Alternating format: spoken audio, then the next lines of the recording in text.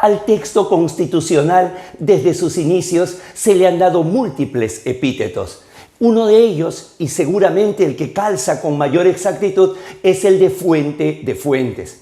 En efecto, la Constitución cumple esta doble función, muchas veces una continuación de la otra. Es decir, no solamente es la gran fuente que va a repartir el poder entre los diferentes órganos del Estado, sino que muchas veces, ya habiendo repartido, señala a un determinado órgano cuál es el procedimiento o cuáles son los límites en el que va a desarrollar esa labor encargada de manera primigenia, como por ejemplo al Poder Legislativo, el mecanismo de reforma constitucional o la elaboración de una ley orgánica. Por ello, nunca mejor aquello que fuente de fuentes. Y si bien es cierto, hay que entender a la Constitución como una unidad, es decir, todo es importante, si a nosotros nos apura por tratar de establecer cuál viene a ser el primero o lo más importante de lo regulado, con seguridad responderíamos todo lo referente al derecho procesal. De ello hablaremos unos minutos el día de hoy. Soy Guido Aguirre Grados y quiero darle la bienvenida a una nueva entrega de Tribuna Constitucional, Constitución y Derecho Procesal. Sean todos bienvenidos.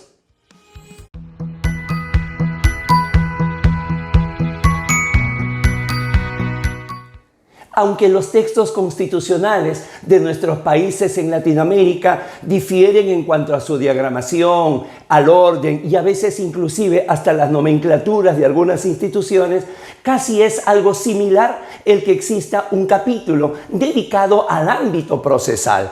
Y claro, como vamos a colocar nosotros como referencia a la Constitución peruana para que de aquí se pueda asimilar a otros textos constitucionales. Y es que la relación que hay entre la Constitución y el derecho procesal hemos advertido, al menos en el caso peruano, que se da en tres momentos.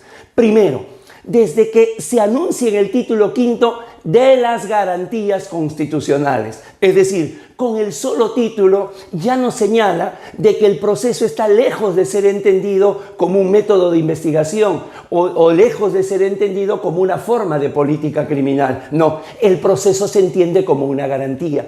Y si bien es cierto, está referido a los procesos constitucionales, necesariamente tiene que estar en sintonía de los denominados procesos legales.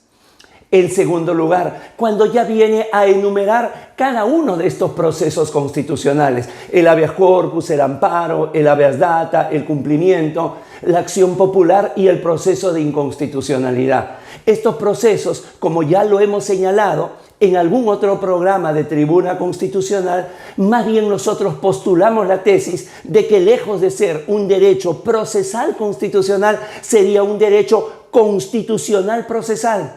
A diferencia de los denominados procesos ordinarios, aquellos nacen de la ley. En cambio, acá nacen de la propia Constitución. Por ello, primero derecho constitucional y luego ya viene el ámbito de procesal.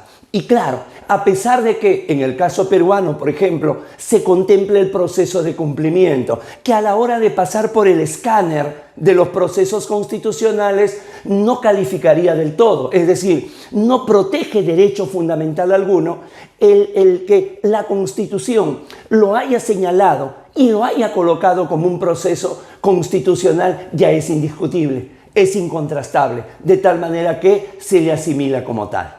Y por último, en tercer lugar, lo referido a aquella norma que pueda complementar algún detalle de lo ya señalado, es decir, de las garantías constitucionales. Estos son los procesos que nacen de la propia Constitución. Hay un artículo que está destinado inclusive a ir un poquito más allá, a ir ya al proceso en sí. Y esto debe ser uno de los pocos casos que se da en el mundo. No solamente cuando la Constitución señala que el Tribunal Constitucional es el órgano de control de la constitucionalidad, sino sobre todo en el artículo 202, cuando suma, por ejemplo, el proceso de conflicto de competencias, pero sobre todo cuando señala que el Tribunal Constitucional será competente para conocer las sentencias denegatorias de habeas corpus, amparo, habeas data o cumplimiento, y no pone en lo absoluto ningún requisito. Con lo cual, la Constitución le está dando a los denominados procesos constitucionales de la libertad o procesos constitucionales de tutela de derecho algo que no necesariamente se le da a los procesos ordinarios o procesos legales, que es la tercera instancia. Señala claramente en última y definitiva instancia, de tal forma que no puede funcionar ni siquiera como un recurso de casación, sino que el Tribunal Constitucional tendrá que recibir todos aquellos casos en el cual el demandante, al no darle la razón en el Poder Judicial, plantea lo que en el Perú se denomina el recurso de agravio constitucional. Aquí no cabe una interpretación señalando la sentencia interlocutoria denegatoria o que el recurso deba ser de una especial trascendencia constitucional por una razón fundamental. No se puede interpretar restrictivamente lo relacionado a derechos fundamentales. Entonces, eso era lo que queríamos compartir el día de hoy. La estrecha relación que existe entre la Constitución y el derecho procesal. Algo que no se marca necesariamente por el número de artículos, sino por la contundencia, por la fuerza que implica el texto constitucional. Que el proceso se entienda como una garantía, que hay procesos que nacen de la propia Constitución, por eso se permite revisar inclusive procesos ordinarios, y por último, que además, esto ya es una norma más que procesal de procedimiento, que son los únicos que tienen acceso a una tercera instancia y que esto es insoslayable tanto por el legislador como por el Tribunal Constitucional. No olvide suscribirse, no olvide compartir. Temas similares lo encuentra en el playlist de nuestro canal. Han sido muy amables.